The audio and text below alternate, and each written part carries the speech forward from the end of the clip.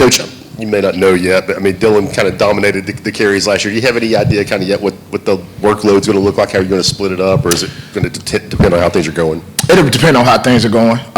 We haven't really discussed that yet as a staff. We kind of let this week play itself out in terms of the competition in the room, and then once we get into the floor of the game on Saturday, it'll really take care of itself.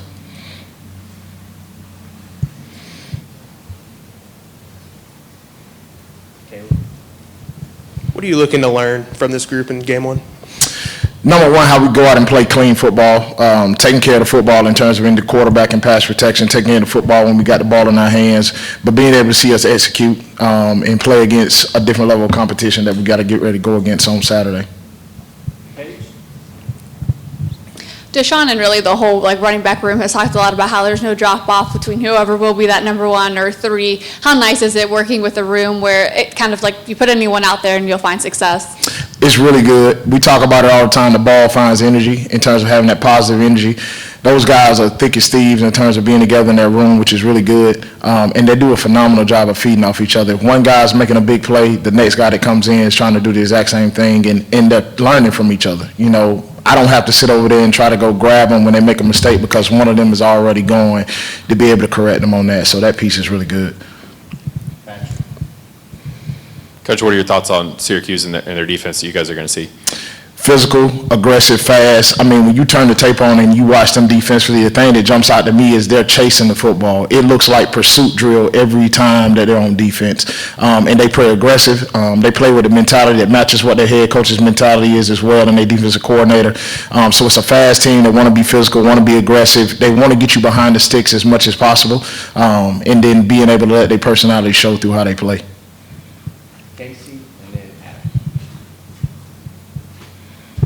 What is it about Deshaun Bishop that maybe gives you confidence he could follow in the same footsteps as someone like Dylan Sampson, who had such a productive season last year?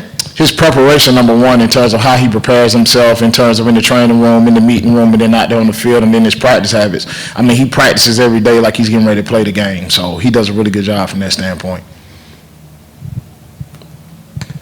I don't know how much hitting you guys have done recently, but how different do you think, or how prepared do you think the guys are for contact in the game as opposed to what you've done in camp? They're prepared. We've had a physical camp from that standpoint in terms of our group work that we've done, and then, of course, our team periods that we've done. So from a physicality standpoint, they'll be ready. Kind of on that note, how would you assess the pass blocking in camp and kind of where that's at now and the ball security? Both of them have gotten better. Pass protection, we've done a good job in terms of our eye discipline, in terms of where our eyes need to start at. The physicality piece of it that comes along with it. Understanding, man, there's going to be times that you may have to block a defensive lineman. You know what I'm saying? And I can't shy away from that. So they've done a good job with that. Ball security, we preach on that every single time they touch the ball. They hear me hollering about that. That piece of it has gotten better too, but it's a mentality as well. That's one of the program pillars that we always talk about, protecting the football. So it's one of those deals that we constantly harping on all the time. Last question, Patrick. Coach, when you've got multiple guys that you're going to use, how do you keep those guys from, when they do get their opportunities, not pressing and trying to do too much with, when they do get on the field, if they were waiting a drive or two to get that opportunity?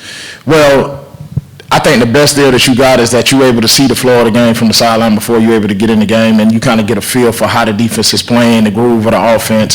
So when they get in there, understand that I got to let the game come to me. You know what I'm saying? So while we talk about that a lot is, man, don't feel like you got to go in there and make the big play from the first snap that you get in. Allow the game to slow down and come to you. Man, we got to get those dirty yards early on. And then at some point in time, the big play is going to come to you. So if you allow that to work itself out, good things will happen. Awesome.